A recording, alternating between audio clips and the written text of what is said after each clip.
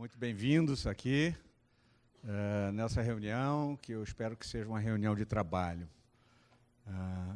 Muito rapidamente, primeiro uma palavra sobre o Instituto. Muitos já nos conhecem, mas me permito, em um minuto, dizer o que somos. Um centro de estudos especializado no setor elétrico. O que fazemos é olhar o setor como um todo. Nós dividimos o setor em um conjunto de dimensões principais, como planejamento, leilões, política tarifária, tributação de energia elétrica. E uma dessas dimensões é meio ambiente e sociedade, que é no contexto que se insere esse encontro de hoje. E o que fazemos em cada uma dessas dimensões é estudar com o máximo de profundidade que consigamos, com rigor acadêmico mesmo, e publicar as nossas análises, diagnósticos e recomendações, sempre com o intuito de contribuir na discussão que leve à formulação de políticas públicas aqui em nosso país. O que nos traz hoje, o tema, é o licenciamento ambiental, né?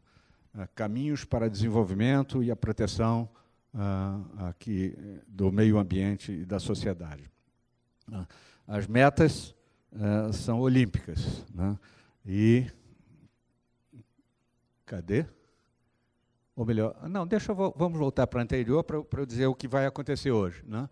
Essa abertura que eu tenho, puxa vida, 10 minutos para fazer, e depois vamos dividir o nosso esforço em dois painéis.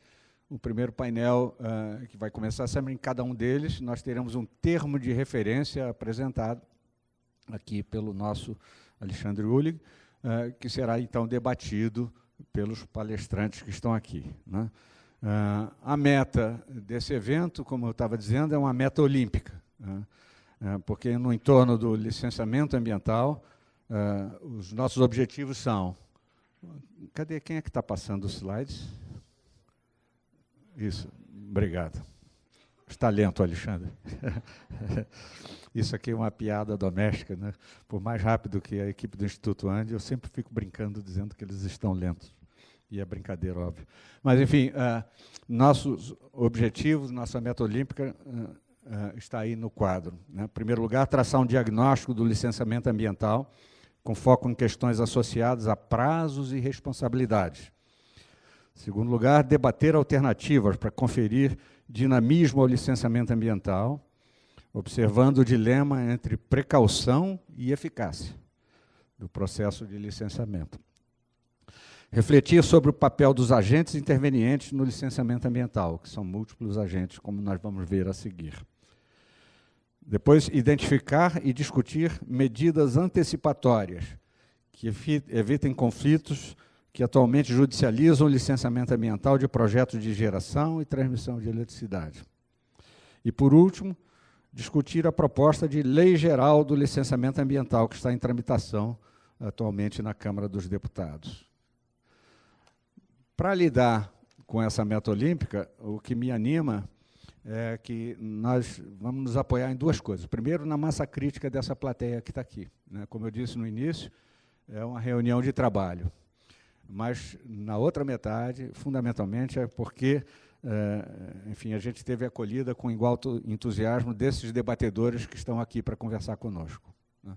Então, nós temos a Daniela Stump, que é advogada do escritório Machado Maier, um escritório que tem uma ampla reputação de notório saber nesse segmento, ao qual se dedica.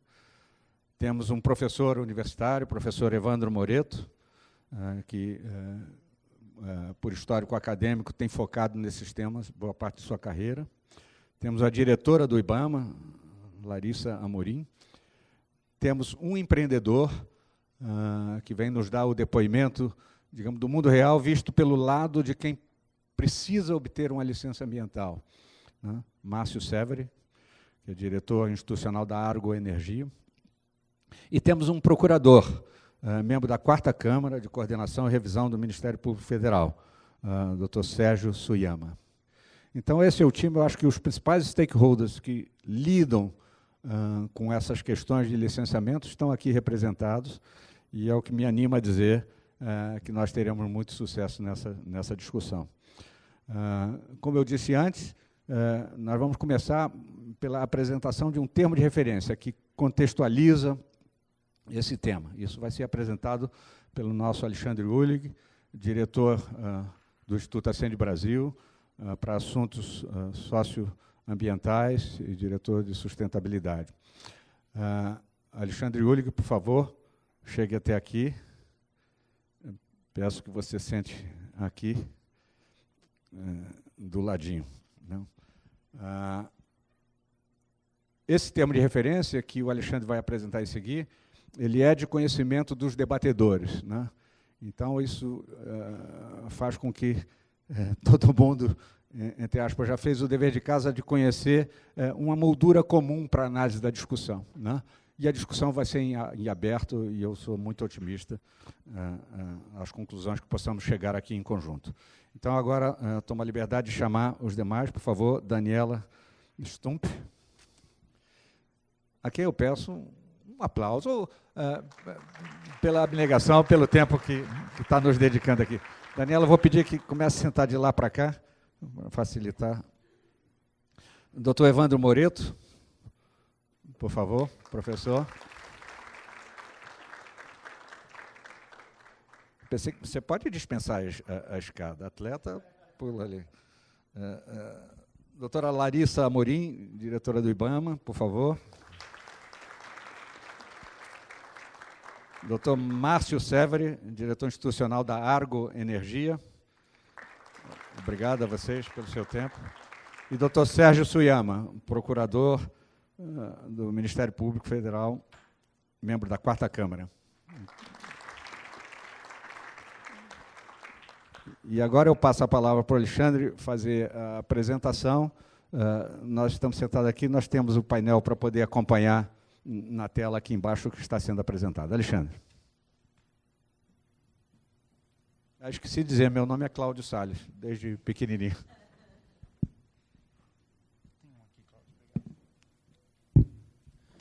Bom dia, obrigado pela presença. Cláudio fala dessa questão do talento. Depois de 10 anos, tudo bem, a gente tira de letra. O problema foi no primeiro dia, numa reunião com uma série de presidentes na sala, eu conduzindo o PowerPoint e o Cláudio, talento. Aí eu comecei a derreter, mas faz parte do processo de inserção, era o trote.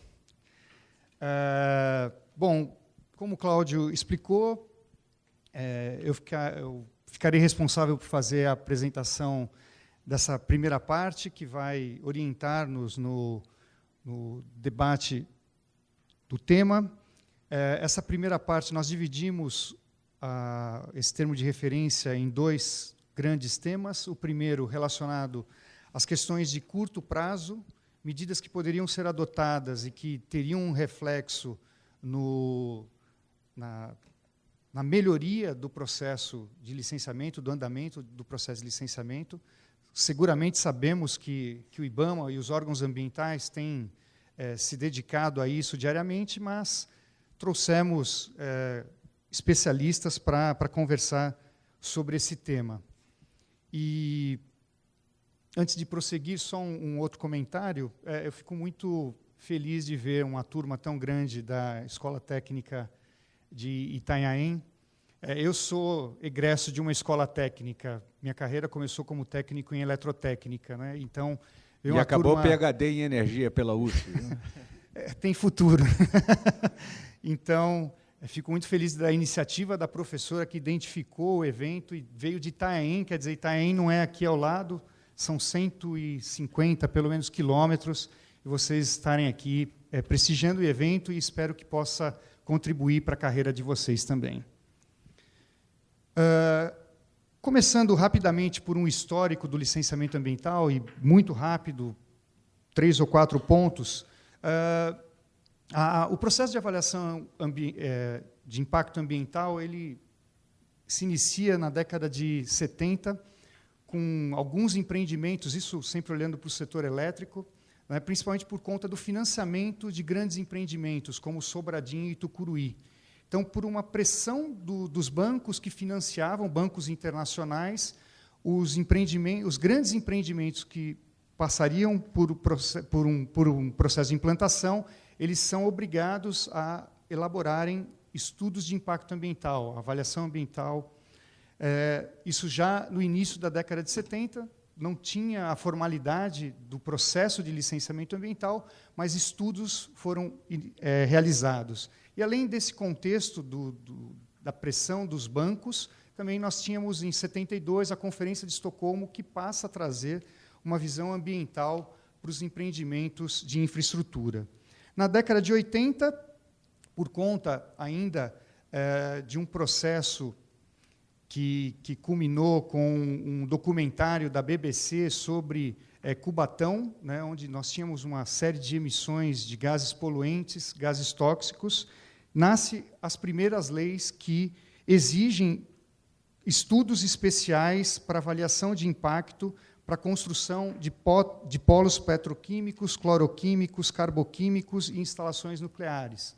Então, a década de 80 é uma década onde várias leis, e em 81 nós temos a Lei 6938, que, na minha avaliação, é a lei mais importante relacionada à questão ambiental, que estabelece a Política Nacional de Meio Ambiente, onde, nessa política, está definido o processo de licenciamento ambiental. Então, o processo de licenciamento ambiental dos moldes que nós conhecemos hoje é estabelecido na Lei 6938, em 1981.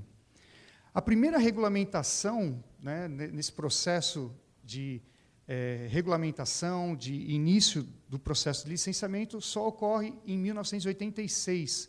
E ele é regulamentado, essa lei é regulamentada por, basicamente, duas resoluções do CONAMA, a primeira, a 001 de 1986, e depois, em 1987, a resolução CONAMA 006. São as duas resoluções CONAMA que regulamentam o processo de licenciamento ambiental. E isso, desde então, tem sido muito frágil, porque a previsão da regulamentação de uma lei deveria ocorrer por outras normas legais, e não por resoluções do CONAMA. Em 88, a Constituição Federal, no seu artigo 225, estabelece a necessidade de elaboração de estudo de impacto ambiental para atividade potencialmente causadora de significativa degradação ambiental. E esse artigo é que também deveria passar por uma regulamentação que deve ser alvo dessa lei geral de licenciamento ambiental que está sendo discutido no Congresso.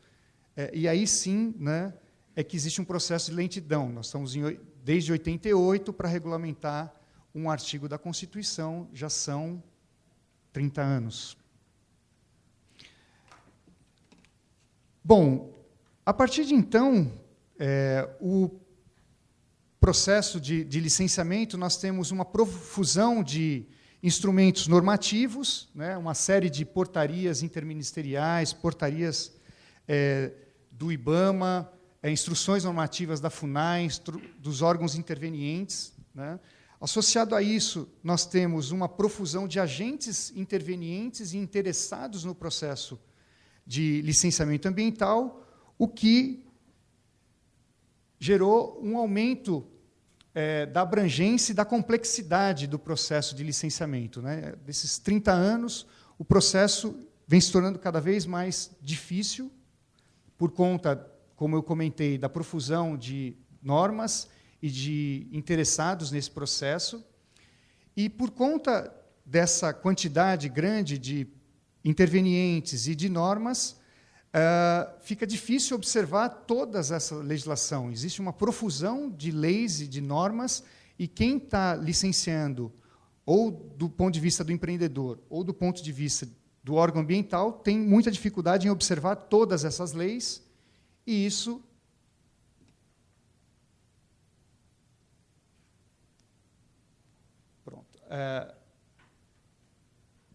por conta da ausência de uma lei geral que discipline essa matéria, que organize essas normas que estão dispersas, acaba gerando imprevisibilidade no processo de licenciamento, o que é desejável, e insegurança jurídica. Bom, essa situação que nós acabamos de mostrar no slide anterior, referente ao licenciamento ambiental, ela é reconhecida por diferentes instituições, pelos próprios órgãos ambientais, pelos empreendedores e pela academia, e isso nós resumimos no reconhecimento generalizado dessa necessidade de mudança, alguns pontos que nós destacamos, como aspectos relacionados à qualidade dos estudos ambientais, né, que deveriam ser melhores, insegurança jurídica, quando, dentro de uma lei, na lei de crimes ambientais, ela prevê a responsabilização criminal dos agentes ambientais, o excesso de expectativas da sociedade, né, o licenciamento acaba sendo visto como o lugar da resolução de diversos problemas que existem numa determinada região. Uma outra característica que nós observamos é que as discussões socioambientais elas acabam concentradas na fase prévia do licenciamento, embora o processo seja extenso, como nós veremos, todas as discussões elas acabam concentradas na etapa da licença prévia. Existe um pedido, né, de mais canais de comunicação com a sociedade ao longo do processo. Muitas vezes esse canal de comunicação acaba restrito às audiências públicas, que é o único momento onde a sociedade é chamada a participar do processo de licenciamento. Isso acaba gerando incertezas para quem vai desenvolver os projetos, e isso se materializa na forma de paralisação de obras e o cancelamento de licenças, muitas vezes, do meio do processo de implantação, e, em alguns casos, incertezas relacionadas a exigências adicionais. Esses aspectos eles colocam em dúvida a efetividade do processo de licenciamento, né, e se realmente o processo de licenciamento ele tem sido efetivo na proteção das dimensões socioeconômicas e ambientais. E um aspecto que acaba, de uma certa forma, representando essas questões relacionadas a essas incertezas, ela aparece nos prazos que são praticados no licenciamento. E nós fizemos um levantamento de como nós temos esses prazos sendo observados. Antes, para quem não está familiarizado com o processo de licenciamento ambiental, como que é esse processo de uma forma bem rápida? A partir da decisão do empreendedor por desenvolver um empreendimento, né, um projeto qualquer, ele tem o início do processo, ele entra com esse pedido no órgão ambiental. A partir desse momento, o órgão ambiental ele elabora, emite um termo de referência, que será o condutor dos estudos de impacto ambiental, né, que é de responsabilidade do empreendedor. Então, a partir desse termo de referência, o empreendedor ele elabora um estudo de impacto ambiental e entrega para o órgão ambiental. O órgão ambiental analisa esse estudo de impacto ambiental e, a partir daí, verifica-se ou não a viabilidade ambiental do empreendimento. Então, essa é uma das etapas, ou talvez a etapa mais importante do processo de implantação do empreendimento, né? É quando a viabilidade ambiental do empreendimento é verificada. Então, é nesse momento da emissão da licença prévia é que a viabilidade ambiental é verificada, é confirmada ou não. A partir do momento, e aí nos empreendimentos de geração do setor elétrico, é quando ocorre o leilão, né? O empreendedor, para ir para um leilão de oferta de energia, ele precisa da licença prévia, não é o caso para empreendimentos de transmissão. Então, com a licença prévia, o empreendedor ele volta e elabora o projeto básico ambiental, né, ou um documento que detalha os programas ambientais que serão desenvolvidos para reduzir os impactos ambientais, e, a partir da análise desse PBA, do Projeto Básico Ambiental, o órgão ambiental, então, emite a licença de instalação, que só a partir dessa licença é que o empreendimento pode ser iniciado. Então, o empreendedor ele não pode iniciar o empreendimento, a construção do empreendimento, a implantação com a licença prévia, é só com a licença de instalação. A partir daí, o empreendimento é construído, os programas de mitigação de impactos eles são implantados e, no final, é verificado pelo órgão ambiental o cumprimento desses programas ambientais e, a partir daí, então, é emitida a licença que permite a operação, o funcionamento do empreendimento. Então, esse é o processo de licenciamento ambiental. Então, nós fizemos uma análise temporal, nós consultamos o banco de dados, né, do IBAMA, nós sabemos das limitações, que nem todas as informações estão disponíveis no site, mas, por outro lado, é o que nós temos de mais transparente, com várias informações disponíveis, é o site do IBAMA, com várias informações de diversos empreendimentos.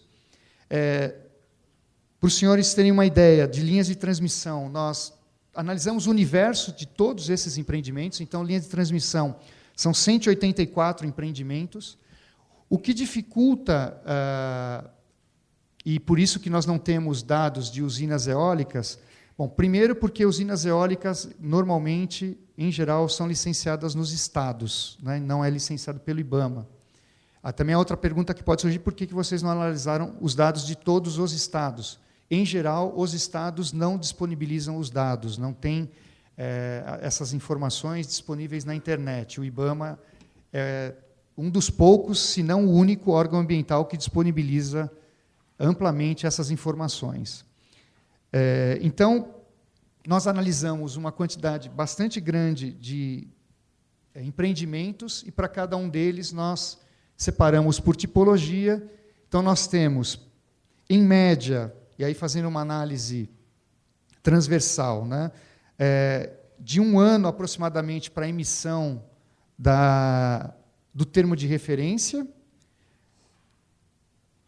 Em média, o empreendedor leva de 8 a 1 ano para elaborar o EIA-RIMA, né, isso dependendo da tipologia do empreendimento. Quando nós olhamos em verde a análise do EIA, o IBAMA leva da ordem de 9 a 14 meses, em média, para analisar o EIA.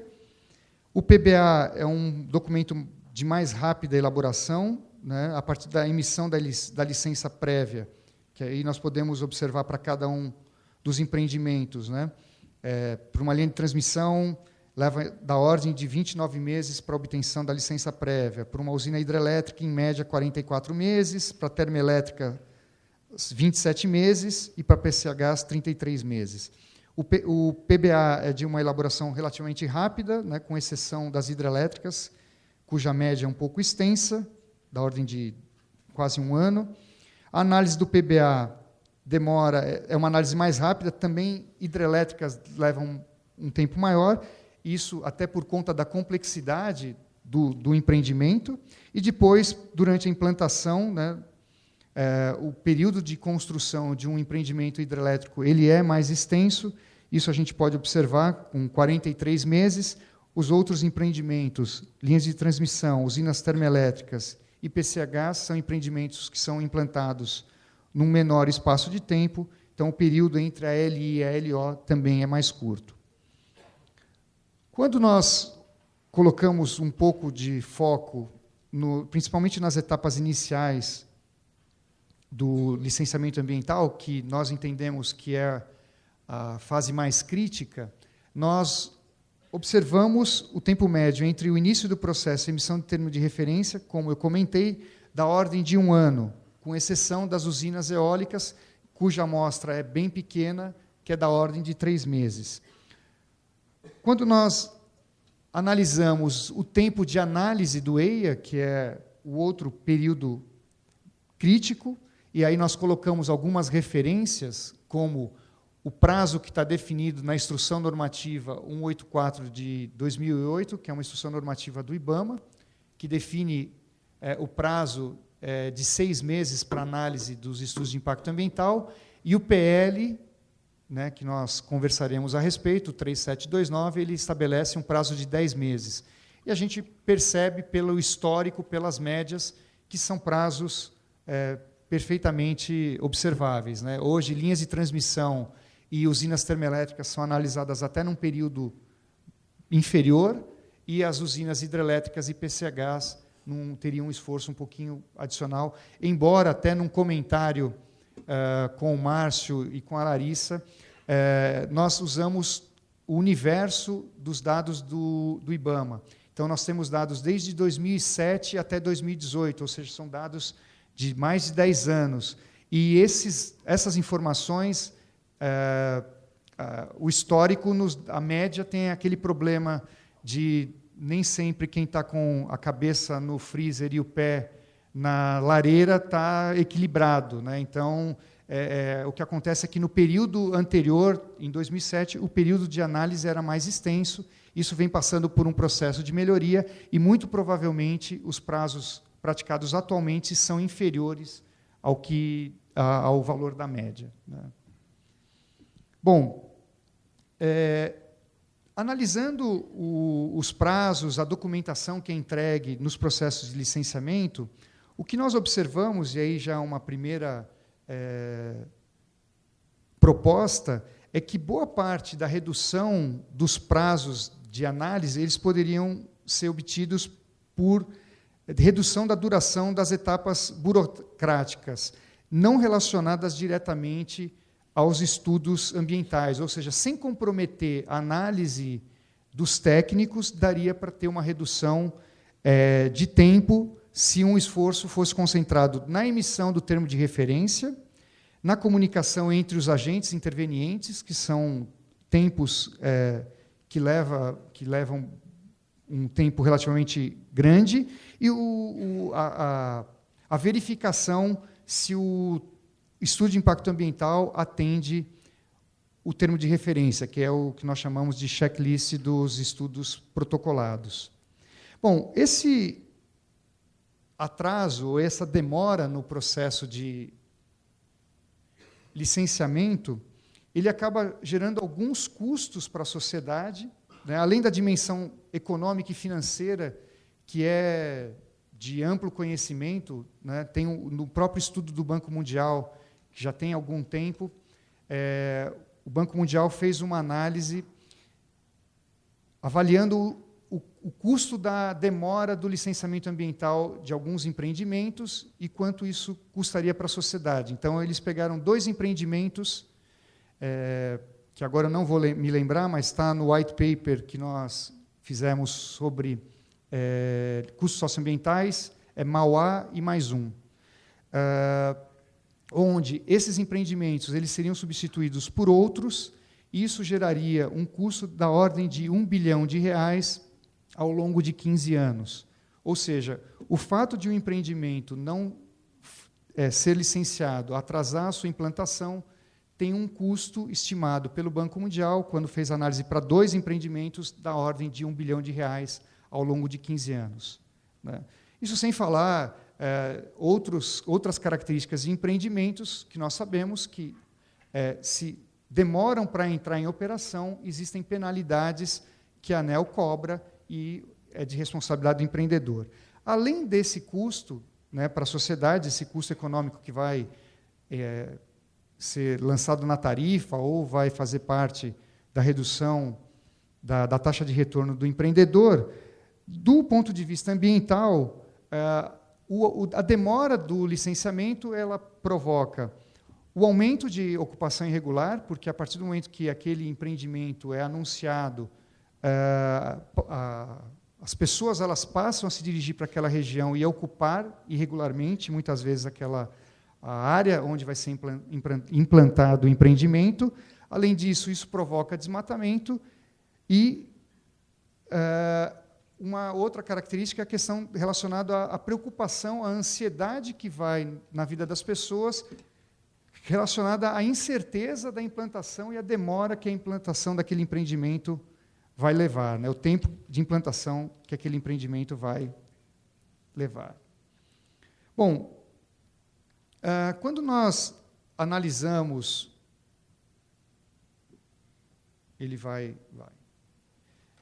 o projeto de lei, nós, em relação ao setor elétrico, pudemos observar vários avanços que nós apontamos nos próximos slides, no sentido de proporcionar uma maior eficiência ao licenciamento ambiental, sem colocar em risco a proteção ao meio ambiente e à sociedade. Como o Cláudio colocou no início, o grande desafio é ter um processo mais ágil, sem comprometer a qualidade da avaliação e sem comprometer a proteção ao meio ambiente e à sociedade. Então, como que hoje nós temos os prazos, e aí eu começo pela segunda parte, da emissão do termo de referência. Então, atualmente, a Instrução Normativa 184 de 2008, do IBAMA, prevê a emissão e a elaboração do termo de referência